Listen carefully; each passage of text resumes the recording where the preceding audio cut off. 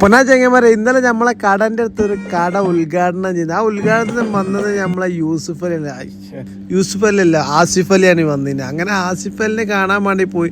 ഞാൻ ഒരുപാട് നേരം അവിടെ നിന്ന്, അതൊന്നും ആസിഫ് അലി വരണില്ല. അങ്ങനെ കുറച്ച് കഴിഞ്ഞപ്പോൾ ഒരു കാറ് വന്ന് നിർത്തിക്കണം.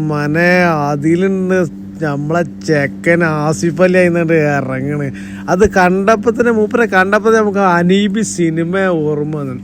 അങ്ങനെ ആസിഫ് അലിനെ നേരിൽ കണ്ടും ചെയ്ത് അവൻ്റെ ബാക്കിൽ ഇങ്ങനെ നടന്ന് നമ്മൾ വീഡിയോ ഒക്കെ എടുത്ത്. ഭയങ്കര ആളായിരുന്നു. എന്താ അതിൻ്റെ തിരക്ക് എന്ന് പറയും. അപ്പോൾ ഒരു ഫോട്ടോ എടുക്കാൻ വേണ്ടി ഇങ്ങനെ ഒരുപാട് നമ്മൾ ശ്രമിച്ചു നോക്കി. ഫോട്ടോ എടുക്കാനൊന്നും ഒരു രക്ഷയില്ല.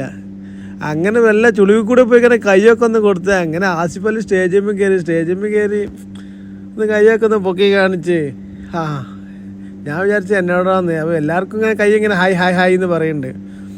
നമ്മളെ കടന്റെ തൊട്ടടുത്ത് തന്നെ പുതിയൊരു കട വന്ന ഉദ്ഘാടനത്തിന് വേണ്ടി വന്നതാണ്. ഇവിടെ ഉണ്ടെന്ന് എനിക്ക് ഒരു ഐഡിയ ഇല്ലായിരുന്നു. ഇത്രയും ഫാൻസ് ഉള്ള ഓണേഴ്സ് ഇവിടെ ഉണ്ടെന്ന് എനിക്ക് അറിയില്ലായിരുന്നു.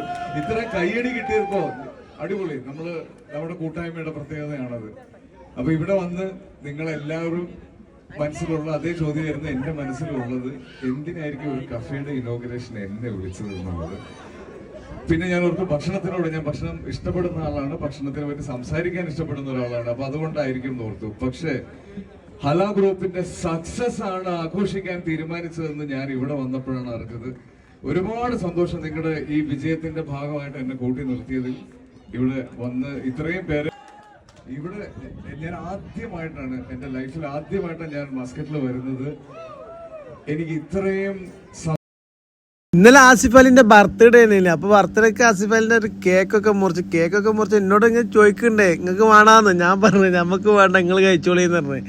അങ്ങനെ 30 സ്റ്റേജിലുള്ള ആൾക്കാർക്കൊക്കെ കൊടുത്ത് നമ്മള് കേക്ക് മുറിച്ചൊന്നും കണ്ട് കേക്കിന്റെ കഷ്ടം നമുക്ക് കിട്ടുകയും ചെയ്തില്ല.